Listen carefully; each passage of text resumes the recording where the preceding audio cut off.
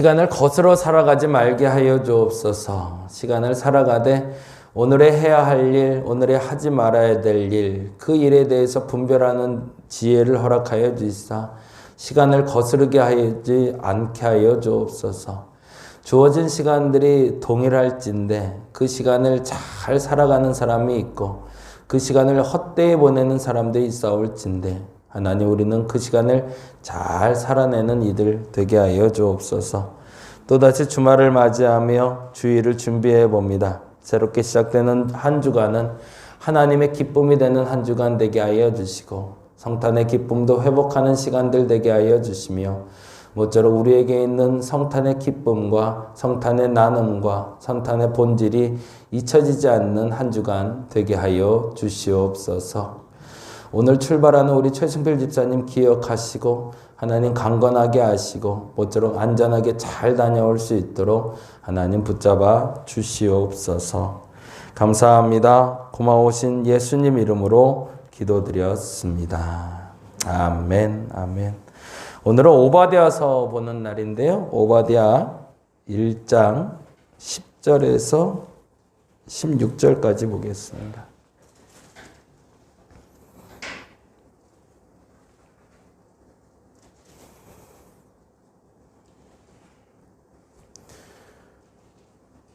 오바댜 1장 10절에서 16절 같이 읽겠습니다.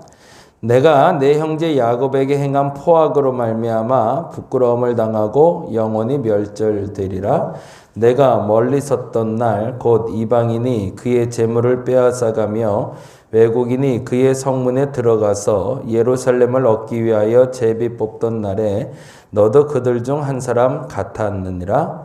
내가 형제의 날 곧 재앙의 날에 방관할 것이 아니며 유다 자손이 패망하는 날에 기뻐할 것이 아니며 그 고난의 날에 내가 입을 크게 벌릴 것이 아니며 내 백성이 환난 당하는 날에 내가 그 성문에 들어가지 않을 것이며 환난을 당하는 날에 내가 그 고난을 방관하지 않을 것이며 환난을 당하는 날에 내가 그 재물에 손을 대지 않을 것이며 내 거리에 서서 그 도망하는 자를 막지 않을 것이며 고난의 날에 그 남은 자를 원수에게 넘기지 않을 것이니라. 여호와께서 만국에 벌할 날이 가까웠나니 내가 행한 대로 너도 받을 것인즉 내가 행한 것이 내 머리로 돌아갈 것이라. 너희가 내 성산에서 마신 것 같이 만국인이 항상 마시리니 곧 마시고 삼켜서 본래 없던 것 같이 되리라. 아멘. 오바댜는 우리가 익숙하게 많이 보는 본문은 아니고 이렇게 볼 때마다 한 번씩 보는 본문이죠. 근데 오바댜 하면 에돔에 대한 심판 이렇게 그냥 기억해 놓으시면 좋을 것 같아요. 오바댜는 유일하게 에돔에 대한 심판만을 기록하고 있습니다. 그 에돔이라는 나라는 여러분 잘 아는 대로 에서와 야곱에서 에서의 자손들 이렇게 정리해 놓으시면 좋을 것 같아요. 시기는 언제인지 정확하게 나오지가 않고요. 오바댜가 또 어떤 인물인지도 정확히 나오지는 않습니다. 그래서 오바댜가 어느 시대에 어떤 사건을 통해서 했는지 몰라도 성경 본문으로 봤을 때 분명하게 나타나는 건 이스라엘이 아마 공격을 받고 있을 때였던 것 같아요. 이스라엘이 외침을 받고 어려움을 당하고 있는데 에돔이 그 도움의 손길을 무시하고 자신의 이득을 취하는 장면을 보고 심판에 대해서 메시지를 전달하는 게 바로 오늘 본문이 됩니다. 그래서 시작은 이렇게 됩니다. 같이 한번 읽어볼까요? 1장 2절입니다. 같이 읽겠습니다. 주 여호와께서 에돔에 대하여 이와 같이 말씀하시니라. 우리가 여호와께로 말미암아 소식을 들었나니 곧 사자가 나라들 가운데 보내심을 받고 이르기를 너희는 일어날지어다 우리가 일어나서 그와 싸우자 하는 것이니라. 이렇게 시작이 됩니다. 그래서 오바댜서에는 이렇게 질문을 던져 놓으시면 좋을 것 같아요. 그 에돔이 심판받은 이유는 이렇게 넣으시면 좋을 것 같아요. 에돔이 심판받은 이유는 하나님이 사자들을 일으켜서 그들과 싸우자고 말씀하셨는데 그 이유가 뭘까? 그것을 찾는 게 사실은 오바댜서의 본문이 됩니다. 근데 그 이유에 대해서 추상적인 의미로는 3절에 이렇게 얘기하고 있어요. 3절 말씀. 하나님이 왜 오바댜를 통해서 에돔과 싸우자고 하셨을까? 3절입니다. 읽어봅니다. 너의 마음의 교만이 너를 속였도다. 거기다 줄 쳐놓죠. 마음의 교만. 그렇다면 이 마음의 교만이 뭘까를 찾는 게 시작이 되겠죠. 결국엔 그의 교만이 하나님의 심판대 위에 오를 수 있는 계기를 마련했다는 건데 그 실질적인 이야기가 오늘 읽었던 10절부터 14절까지 이야기인데요. 이렇게 되어 있어요. 형제의 날이라고 되어 있는 12절부터 보겠습니다. 12절 같이 한번 읽어보겠습니다. 내가 형제의 날 곧 재앙의 날에 방관할 것이 아니며 거기다 동그라미 할게요. 방관. 우선은 이 날에 대해서 먼저 정리해 보는 것도 좋겠네요. 12절, 13절에 동일하게 14절까지 그 날에 대해서 이렇게 표현하고 있는데 같이 한번 먼저 12부터 14절 먼저 봅니다. 내가 형제의 날, 곧 그 재앙의 날에 방관할 것이 아니며 유다 자손이 패망하는 날에 기뻐할 것이 아니며 그 고난의 날에 내가 입을 크게 벌릴 것이 아니며 그 형제의 날, 재앙의 날, 패망의 날, 고난의 날 이렇게 동그라미 해놓으시고요. 그게 다 동격으로 쓰이는 단어들이죠. 형제의 날, 재앙의 날, 패망의 날, 고난의 날. 그 날에 대해서 다시 한번 동격으로 나오는 게 13절인데요. 한번 읽어봅니다. 내 백성이 환난당하는 날에 내가 그 성문에 들어가지 않을 것이며 환난당하는 날에 내가 그 고난을 방관하지 않을 것이며 환난당하는 날에 내가 그 재물을 손을 대지 않을 것이며 동격으로 쓰인 단어는 환난당하는 날이죠. 그리고 14절에 다시 한번 반복하는 날이 나 있죠. 내 거리에 서서 그 도망하는 자를 막지 않을 것이며 뭐라고 되어 있어요? 고난의 날에. 거기가 다 이제 동그라미 해놓으시고 같은 날로 보시면 좋을 것 같습니다. 형제의 날이라고 얘기한 이유는 야곱, 곧 이스라엘이 공격받은 날이라는 뜻이 되겠고요. 그래서 이스라엘이 어려움에 처한 날이 재앙의 날이고 근데 패망의 날이라고 하는 거 보니까 아마도 이스라엘에게도 심판이 임한 것 같아요. 그래서 그 심판의 날에 고난을 당하고 있고 환난을 당하고 있을 때 교만하게 한다는 게 뭘까를 찾으시면 돼요. 누군가 고통당하고 있을 때 근데 이 누군가는 전혀 일면식이 없는 낯선 사람이 아니라 내 형제. 여기서는 빗대서 얘기하는 건 쌍둥이입니다. 쌍둥이 형이 쌍둥이 동생이 공격당하는 걸 보고 이렇게 하면 안 된다라고 얘기하는 거죠. 그 첫 번째가 아까 말했던 방관 거기다 별표 해놓으시고요. 12절에 방관 그리고 12절에 또 하나 나오는 게 있죠. 패망의 날에 뭐라고 되어 있죠? 기뻐할 것이라고 되어 있죠. 네. 남의 당하는 고통을 기뻐하지 말라라는 거고요. 그리고 입을 크게 벌린다라는 건요. 요거는 조금 표현이 달리 표현 썼는데 비웃지 말라는 뜻입니다. 누군가 당하는 거 보고 아유 고소하다. 그거 잘 됐다. 라고 말하지 말라는 거죠. 그리고 나서 이렇게 얘기합니다. 성문에 들어가지 않을 것이고 고난을 방관하지 않을 것이고 그 다음에 아주 중요한 단어가 내가 그 재물에 손을 대지 말래요. 뭐라는 거죠? 잘못된 이득을 취하는 걸 얘기하는 거죠. 누군가 고난당하면서 전리품으로 나오는 것들을 본인이 이득을 취하는 조건으로 삼지 말라는 거죠. 그리고 나서 이렇게 얘기합니다. 14절에 그 남은 자를 원수에게 넘기지 말라라고.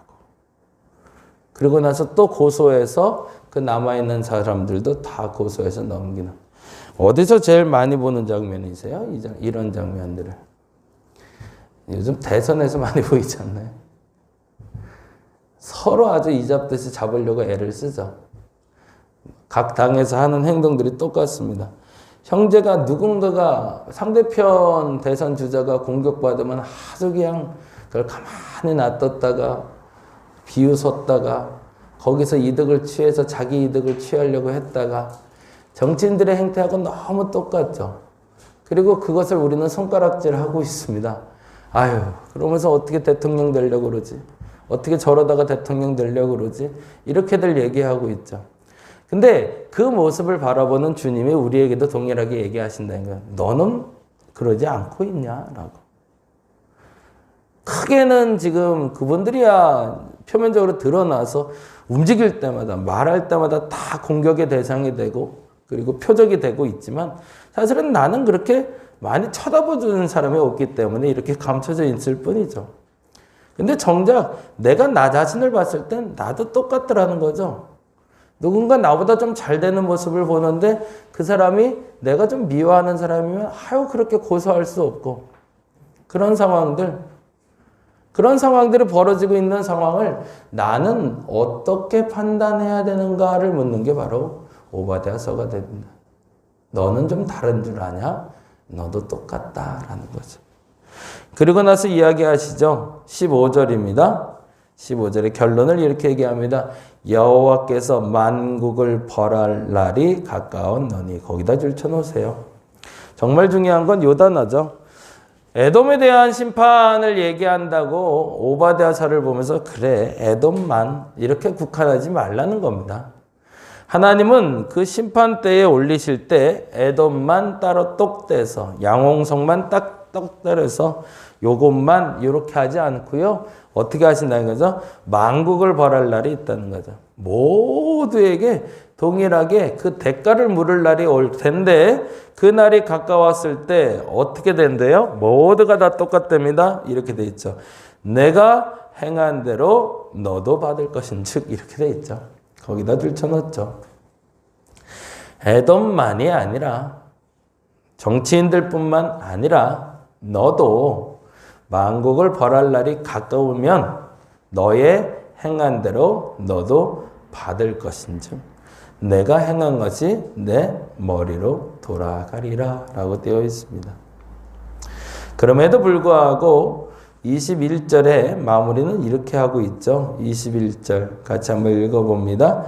구원받은 자들이 시온산에 올라와서 에서의 산을 심판하리니 나라가 여호와께 속하리라. 그리고 그 대가를 누린 사람들도 있을 뿐만 아니라 그것을 넘어서서 구원받은 자들이 그 나라에 속하게 될 것이다 라고 결론 짓고 계십니다. 오늘 오바댜서를 보면서 그렇게 묵상했으면 좋겠습니다. 내 교만이 뭘까?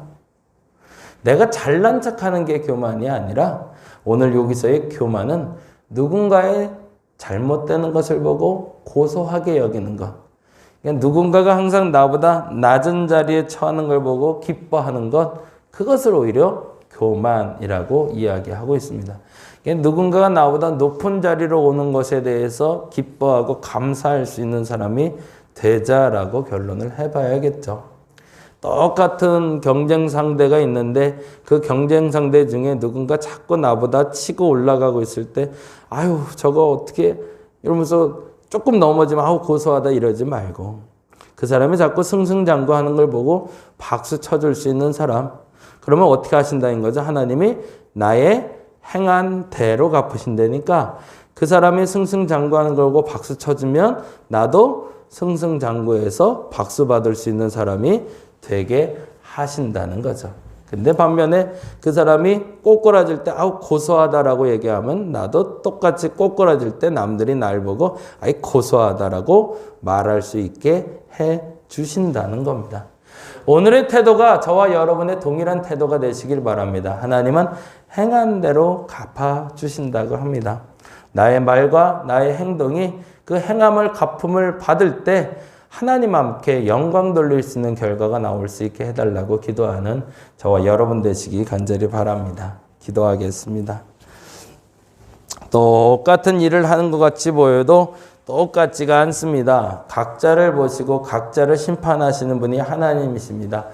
남들이 높아지는 걸 보고 박수 쳐줄 수 있는 사람에게 하나님 나에게도 박수 쳐준다 하셨고 남이 낮아지는 걸 보고 고소하게 여기는 자에게 너도 똑같이 당할 거야 라고 얘기해 주십니다. 내 행한 대로 받는 것입니다. 내가 오늘 내 태도와 말에 대해서 신중을 기하게 하여 주시고 하나님의 심판대에서 하나님께 감사를 돌릴 수 있는 내가 되게 하여 주시옵소서. 감사합니다. 고마우신 예수님 이름으로 기도드렸습니다. 다 같이 기도하고 돌아갑니다.